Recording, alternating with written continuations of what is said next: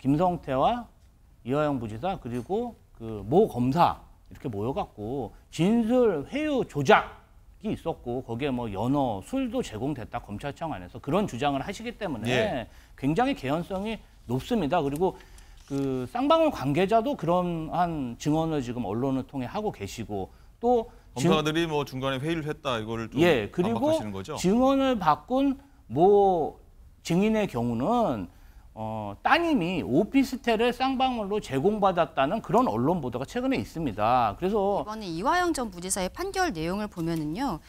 이렇게 엄한 처벌이 불가피하다라고 하면서 거기에 대한 이유로서 비합리적인 변명으로 일관했다라는 부분들이 들어 있습니다. 여기에 대해서 앞서 말씀드린 것처럼 어떠한 뭐 술자리 회유라든지 이런 것에 대해서 구체적으로 보지는 않았습니다만 비합리적인 변명이라는 것이 우리 국민들께서 아시겠지만 이화영 부지사의 선고기일을 앞두고 한 달 정도 앞둔 다음부터 계속적으로 뭐 갑자기 술자리 회유, 뭐 연어를 먹었다, 그리고 뭐 검찰청 안에 어떠한 뭐 거울이 있다라든지 뭐 카메라가 있다든지 이런저런 이야기들을 하지 않았습니까? 자, 먼저 장갈 기자. 일단 검찰이 어제 이 대표에게 이 추가 기소를 하면서 이 대표는 법원을 여러 차례 다닐 수 있다. 저희가 강영호 기자가 방금 얘기를 했는데, 자 그렇다면 당무, 의정 활동에 좀 영향이 좀 있을 수밖에 없을 것 같아요. 조금이 아닐 것 같아요. 그렇습니다. 우선 이 개수로만 따져보자면요. 총 7개의 사건 재판을 받게 됐습니다. 법원 출석 부담은 당연히 가중될 수밖에 없는데 대장동 사건, 공직선거법 사건으로 매주 화, 금 이렇게 출석을 하고요. 또 위증교사도 월 1회 재판이 진행되고 게다가 대북송금 재판까지 열리게 되면 이 서울과 수원을 다니면서 한 주에 3번 또는 4번 법원을 찾아야 할 수 있습니다. 자, 강전혜 변호사님. 네. 자, 보면은 일주일에 4번이나 여의도에서 서울, 수원 양쪽 법원 뭐 다녀야 되는데 자, 이거 만만치 않은 상황 같습니다. 그렇죠. 사실 보통의 피고인들 같은 경우에는 한 달에 한 번 정도 재판을 합니다. 예. 근데 이제 이재명 대표 사건 같은 경우에는 빨리 끝내야 된다는 부분도 있고 그리고 사건이 워낙 복잡하기 때문에 계속적으로 증인들이 나와야 되는 부분들 이런 연속성을 위해서 거의 일주일에 한 번 정도씩 재판을 하게 되는 것인데요. 어저께 새로운 사건으로 또 이제 기소가 되었기 때문에 말씀하신 것처럼 일주일에 4번 정도 재판을 하게 되면 또 수원 같은 경우에는 여의도에선 40km 정도 떨어져 있습니다. 실질적으로 이재명 대표가 당무에 집중을 할 수 있을 것인지 지난 총선 과정에서도 사실은 뭐 지원 유세를 가는 과정에서 재판에 무단으로 불출석하고 이런 것들이 문제가 되지 않았습니까? 그런 모습들이 또 다시 나올 수도 있겠다라고 생각이 듭니다. 네. 자, 김주호 대변인님. 자, 가장 걱정되는 건 민주당 아니겠습니까? 네, 그렇습니다. 우려도 많을 테고요. 어떻게 보고 계십니까, 이 상황? 윤석열 정권이 위기에 처할 때마다 지지율이 떨어질 때마다 이재명 야당 대표에 대한 어떤 압수수색, 소환, 그다음에 기소가 있었고요. 지난 2년 동안 계속 그러한 폭정의 연장선으로 이번에도 또 정치검찰이 기소를 한 것으로 생각하고 있습니다. 뭐 당무 관련해서 정말 힘든 건 말할 필요도 없고요. 예. 사실은 개인에 대해서 이렇게 100여 명 가까운 일개 지청에 가까운 검사들이 투입되고 몇백여 명의 수사 관련자들이 투입돼서 이렇게 조사를 하고 억지 기소를 하는 것에 대해서 많은 민주당원들이 분노하고 있고요. 사실은 이러한 폭정에 대해 정권 심판을 한 결과가 총선 대패인데 총선 대패 이후에도 윤석열 정권이 김건희 여사 종합특검, 최혜병 특검에 대한 대응책으로 이슈 돌리기로 억지 기소를 한 것 같아 매우 안타깝습니다. 아, 그런 시각을 갖고 계시는군요. 네. 자, 그리고 이어서 질문 드리면은 김주호 대변인. 일단은 자, 이화영 전 경기도 평화부지사 1심 선고 나온 지 닷새 만에 이번 기소가 이뤄졌지 않습니까? 종합적으로 봤을 때 이 검찰의 의도를 갖고 했다고 지금 보는 시각이신 건가요, 지금 계속? 아니 저는 당시에 제가 이재명 경기도지사 비서관으로 근무를 했습니다. 그래서 이화영 평화부지사하고도 근무 기간이 겹치는데 네.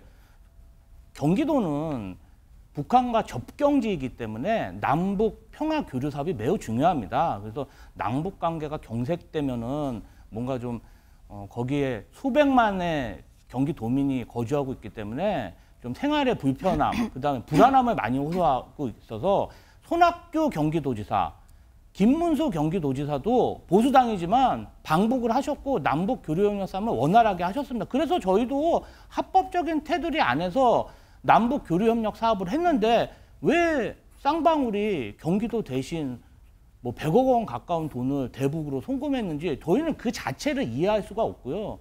쌍방울은 사실 어떤 경기도와 관계가 없습니다. 제가 근무할 때도 이화영 부지사한테 쌍방울 관련된 이야기를 들은 적도 없고 경기도에 어떠한 혜택도 받지 못했는데 왜 경기도를 대신해서 돈을 송금했는지 이해할 수 없습니다. 그리고 북한에 돈을 주는 그 자체가 현금을 주면 미사일이나 핵폭탄을 만들 수 있기 때문에 절대 주면 안 됩니다. 유엔 제재로 금지되어 있는 곳인데 왜 경기도가 돈도 많고 예산도 많은데 대신해서 쌍방울에 송금하겠습니까? 그러면 이화영 부지사도 뭐 쌍방울과 관련이 없다고 지금 보는 시각이신 거예요? 제가 알기로는 이화영 부지사가 쌍방울 임원으로 경기도 오기 전에 근무를 하셨고 개인적인 어떤 금전 관리에 대해서는 저희가 알 수가 없습니다. 다만 제가 근무할 때는 쌍방울 회장이 저희 경기도청에 방문한 적도 없고 사실 경기도는 그런 기업인들과 협약 이런 걸 많이 합니다. 왜냐하면 기업 활동을 장려하고 어떤 그런 것에 대해서 모범적인 사람을 홍보하기 때문에 많이 하는데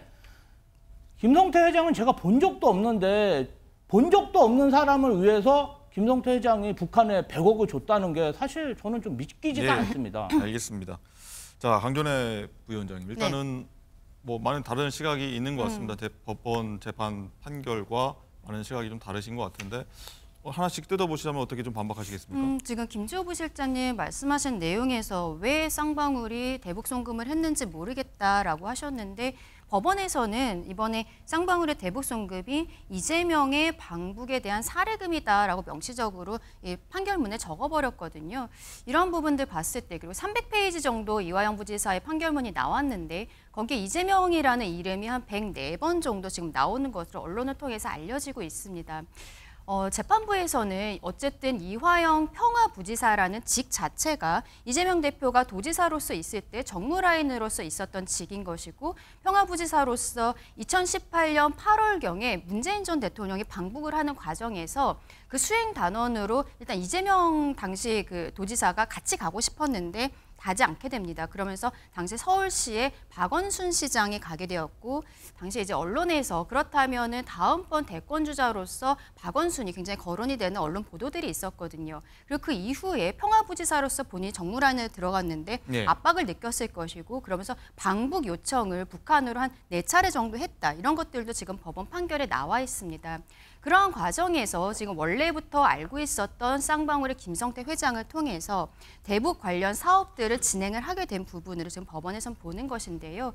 그래서 지금 김주호 부실장님 말씀하신 내용이 이재명 대표의 입장입니다. 본인은 여기에 대해서 보고받은 바도 없다라고 이야기하고 있지만 이번 이화영 부지사의 판결에서는 이화영이 이재명에게 직접 보고를 했는가 부분은 이 사건의 쟁점이 아니기 때문에 그렇게 거기에 대한 판단은 없었습니다. 다만 작년 9월에 있었던 이재명 대표의 그 영장실질심사에서도 이 사건이 다루어졌었는데요.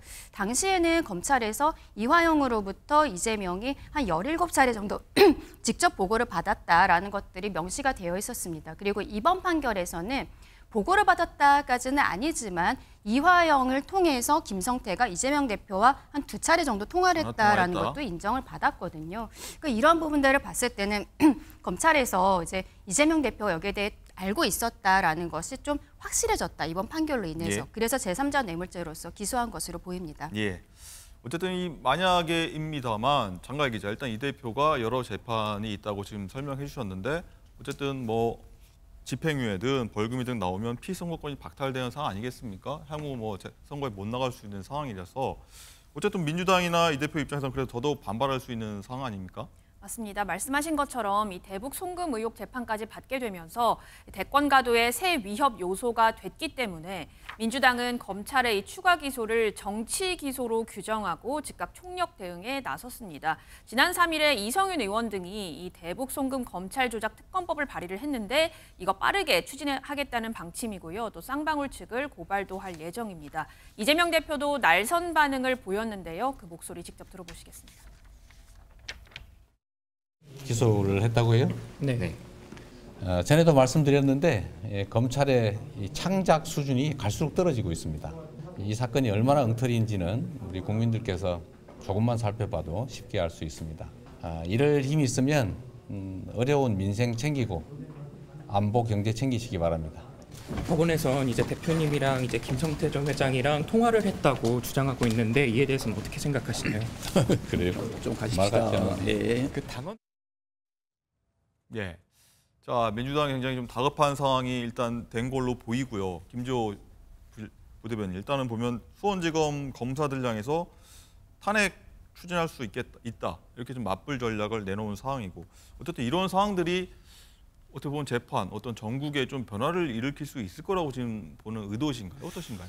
일단은 지금 그 이화영 전 평화부지사가 어떤 진술 번복을 할 때 김성태와 이화영 부지사 그리고 그 모 검사 이렇게 모여갖고 진술 회유 조작이 있었고 거기에 뭐 연어, 술도 제공됐다 검찰청 안에서 그런 주장을 하시기 때문에 예. 굉장히 개연성이 높습니다. 그리고 그 쌍방울 관계자도 그런 한 증언을 지금 언론을 통해 하고 계시고 또 검사들이 뭐 중간에 회의를 했다 이거를 좀 예, 그리고 반박하시는 거죠? 증언을 바꾼 모 증인의 경우는 따님이 오피스텔을 쌍방울로 제공받았다는 그런 언론 보도가 최근에 있습니다. 그래서 사실은 다 이러한 억지 기소를 하고 이러한 부분들이 다 국가 공무원, 검사들이 한 것이기 때문에 이러한 진술 조작 의혹에 대해서는 철저히 규명돼야 되고 떳떳하다면 국정조사 특검을 마다할 일이 아니라고 생각합니다. 아무 잘못도 안 했다면 어떤 처벌도 안 받고 오히려 결백이 증명되지 않겠습니까? 그래서 검사가 개입된 진술 조작 의혹에 대해서는 철저히 수사가 진행돼야 된다. 저희는 이렇게 보고 있습니다. 네. 어쨌든 이 강전애 부위원장님, 네. 이 말씀하신 이 부분을 두고 법원에서는 어떤 중형의 선고 이유 하나로 좀 짚은 것 같다는 저거 내용을 본 것 맞습니다. 같은데 어쨌든 민주당의 어떤 이런 맞불 전략은 국민의힘에서는 어떻게 좀 반응하고 계십니까? 지금 말씀하신 것처럼 이번에 이화영 전 부지사의 판결 내용을 보면은요. 이렇게 엄한 처벌이 불가피하다라고 하면서 거기에 대한 이유로서 비합리적인 변명으로 일관했다라는 부분들이 들어 있습니다. 여기에 대해서 앞서 말씀드린 것처럼 어떠한 뭐 술자리 회유라든지 이런 것에 대해서 구체적으로 보지는 않았습니다만 비합리적인 변명이라는 것이 우리 국민들께서 아시겠지만 이화영 부지사의 선고기일을 앞두고 한 달 정도 앞둔 다음부터 계속적으로 뭐 갑자기 술자리 회유, 뭐 연어를 먹었다, 그리고 뭐 검찰청 안에 어떠한 뭐 거울이 있다라든지 뭐 카메라가 있다든지 이런저런 이야기들을 하지 않았습니까? 이것은 아마도 이화영 전 부지사의 항소심 재판을 길게 끌기 위한 전략이 아닌가라고 저는 생각을 하고 있는데요. 왜냐하면 지금 이재명 대표가 기소가 될 것이라는 것은 어느 정도 본인도 예상을 하고 있었을 것으로 보입니다. 왜냐하면 작년 9월에 이미 영장실질 심사를 할 때도 대북송금 의혹이 들어가 있었거든요.